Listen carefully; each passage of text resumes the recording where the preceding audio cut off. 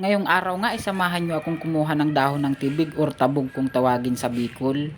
Susubukan nga din pala nating magulay ng ganto dahil napapanood natin to sa mga video sa online at kumuha na din ako para masubukan natin kung gaano nga ba to kasarap. At nang makita ko ang medyo marami-rami na ang aking nakuha, naisipan ko nang umuwi at akin na itong igugulay.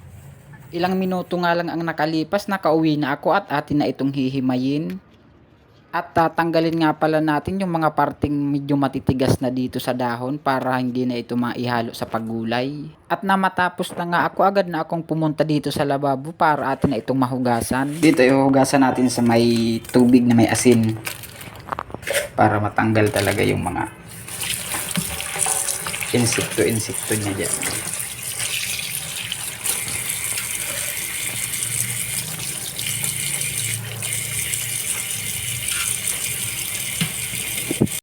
At na matapos ko nga itong hugasan, agad ko na itong ginayat sa maliliit na piraso lamang. Siya lahat guys, nung hinugasan ko ulit kakaunti. Bali, dinagdagan ko siya ng kaunting talbos ng kamuting kahoy.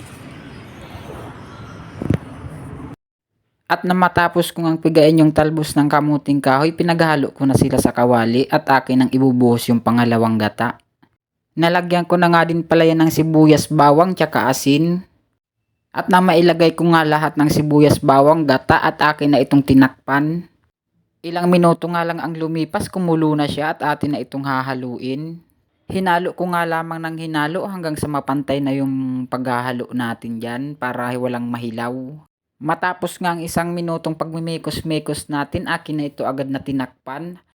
Makalipas nga ang 15 minuto, nahibas na yung kanyang sabaw kaya ilalagay na natin tong siling haba at siling pula. Isinabay ko na nga din pala dyan yung dilis na halagang 20 pesos at kasama na yung kakanggata niya. Nang makalipas nga dyan ang 10 minuto, malapit na siyang maluto kaya nilagyan ko na siya ng seasoning.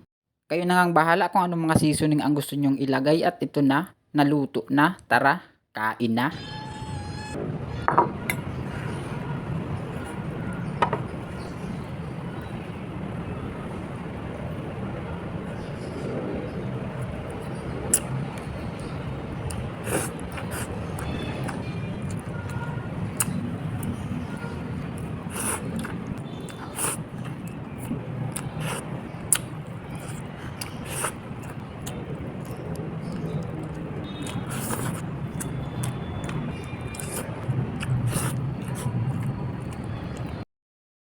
At hanggang dito na lamang ang ating video. Salamat sa inyong panunood mga tropa. I'm Gilbert from Bicol, Urag-Uragon.